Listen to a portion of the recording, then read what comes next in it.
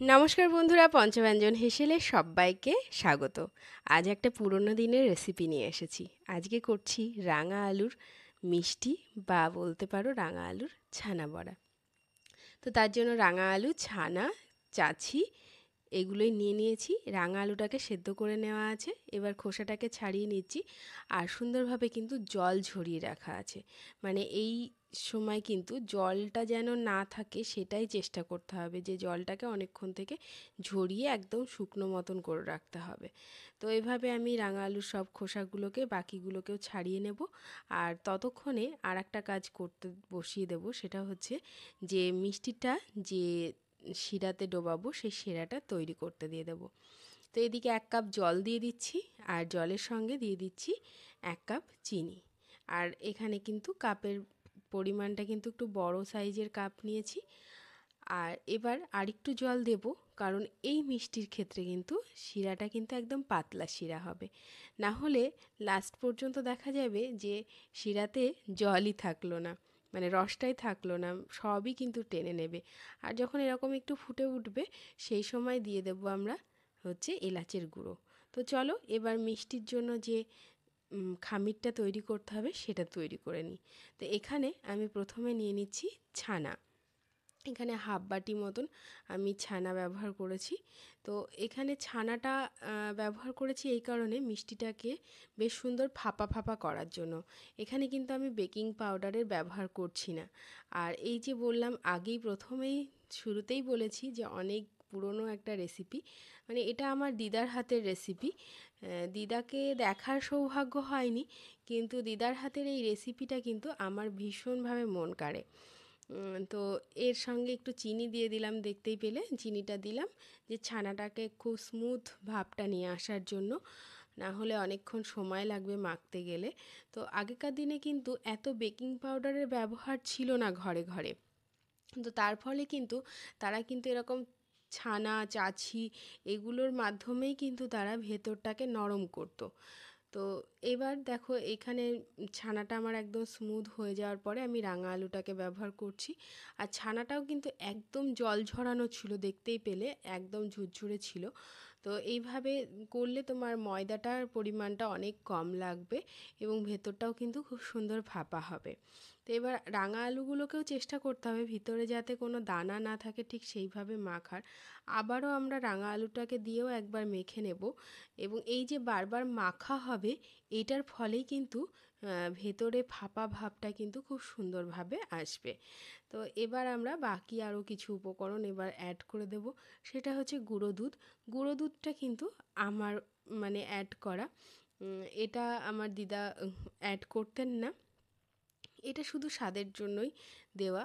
আর তারপরে দিয়ে দিচ্ছি চাছি। চাছিটাও দেখতে পাচ্ছ যে কতটা একদম শুকনো চাছি ব্যবহার করছি। তো এবার এই সমস্ত উপকরণগুলোকে দিয়ে আবারও সুন্দর করে মাখিয়ে নেব। আর যত মাখানো হবে, যত ফাটানো হবে, ততই কিন্তু ভেতরটা বেশ সুন্দর ফাঁপা ফাঁপা হবে।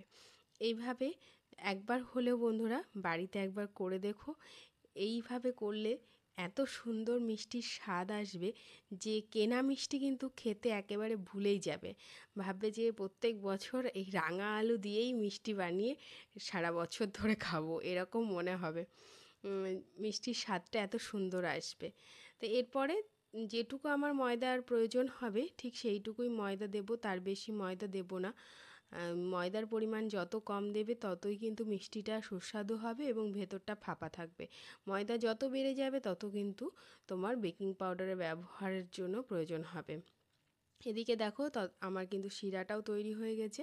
চলো শিরাটা নামিয়ে নিই, দিয়ে তারপরে ওই 2 চামচ মতন ময়দা আমার লাগবে পুরোটার সঙ্গে। তো সেরকমই ময়দা আমি এখানে অ্যাড করব। এদিকে দেখো একটু ময়দা নিয়ে নিয়েছি, এটাকেও আস্তে আস্তে দেব, দিয়ে মেখে নেব। আর ময়দাটা তোমাদের যে খামিরটা তৈরি করবে সেটাতেই বুঝতে পারবে যে কতটা পরিমাণ আমার ময়দার প্রয়োজন হবে।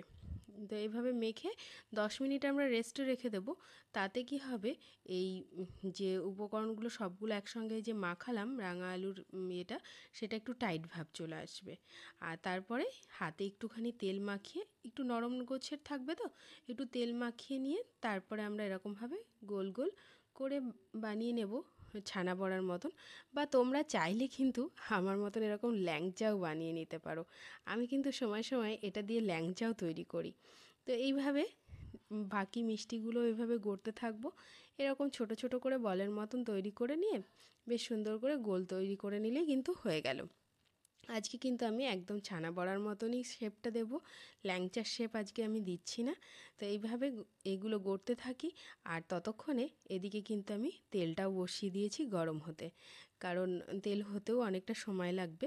আর তেলটা কিন্তু একদম মিডিয়াম গোছের তেল থাকবে, সেই তেলেই আমরা ছাড়বো। খুব বেশি হাই হিটে ছাড়লে জিনিসটা কিন্তু বেশি ভালো ফাঁপাটা হবে না, উপরটা পুড়ে যাবে কিন্তু ভেতরটা কিন্তু তাতে শক্ত হয়ে যাওয়ার ভয় থাকতে পারে। তো এইভাবে আমরা মিষ্টিগুলোকে গড়ে নিয়েছি এবং বাকিগুলোকে ছাড়তে থাকছি। আর ভাজাটাও কিন্তু বেশিরভাগ অংশটাই কিন্তু তোমরা সিম হিটেই করবে, তাহলে ভেতরটা থেকে খুব সুন্দরভাবে ভাজাটাও হবে আর তার সঙ্গে কিন্তু ফুলবেও। দেখতে পাচ্ছ বন্ধুরা কত সুন্দর ফুলেছে, এখনই জাস্ট একটুখানি রং ধরেছে এখন, তাহলে বুঝতে পারছো যে কত সুন্দর ফাঁপা ব্যাপারটা আসবে। তো এইভাবে এই সময়টা কিন্তু একটু খুব অনবরত নাড়তে থাকবে, তাহলে কালারটা কিন্তু সব দিকে সমানভাবে আসবে মিষ্টির। তো এইভাবে বেশ সুন্দরভাবে লাল লাল করে ভেজে নিতে হবে। ছানা বড়াতে আরেকটু কালচে ভাবটা বেশি থাকে, তবে আমি অতটা কালচে ভাবটা আনছি না।